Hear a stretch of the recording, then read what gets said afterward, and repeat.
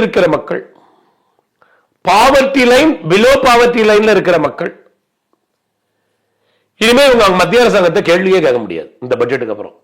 ஏன்னா மத்திய அரசாங்கம் அழகா சொல்லிடுச்சு, ஐயா இந்த நாட்டுல மத்திய அரசாங்கத்துக்கு கண்ட்ரோல்ல ஒரே ஒரு வரிதாயா இருக்கு, அது இன்கம் டாக்ஸ்.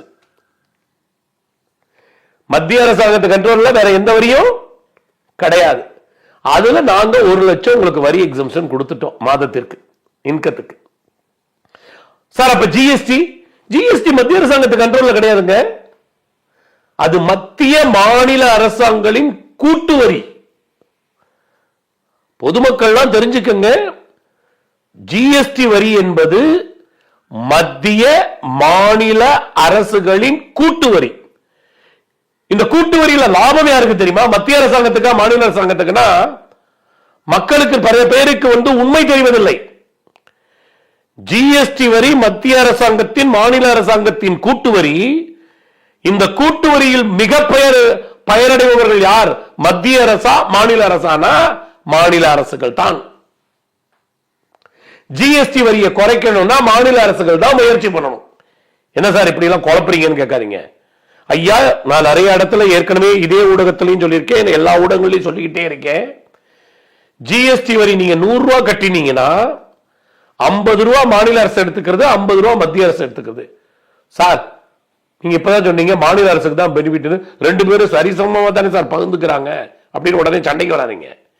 இந்த மத்திய அரசு வாங்குறான் 50 ரூபால மத்திய பாராளுமன்ற சட்டத்தின்படி, கூட்டமைப்பின்படி, பினான்சியல் கமிஷனுடைய நிர்பந்தனையின்படி 41% மத்திய அரசு மாநில அரசுகளுக்கு பிரித்து கொடுக்கிறது.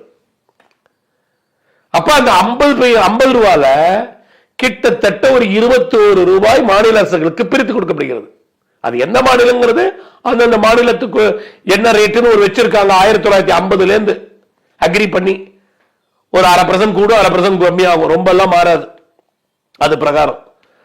அப்ப ஜிஎஸ்டி வரியில மாநில அரசுக்கு போவது 71%, மத்திய அரசுக்கு செல்வது 29%.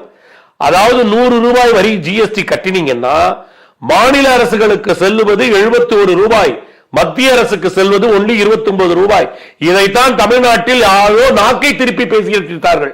மாநில அரசுக்கு மாநிலத்துக்கு 29 ரூபாய் கிடைக்குதுன்னு அதை எல்லா ஊடகங்களும் நம்பி எல்லாம் போட்டுருச்சு. அதான் பாவம். இந்த ஊரு 2 ஆனா கூத்தாடிக்கு கொண்டாடு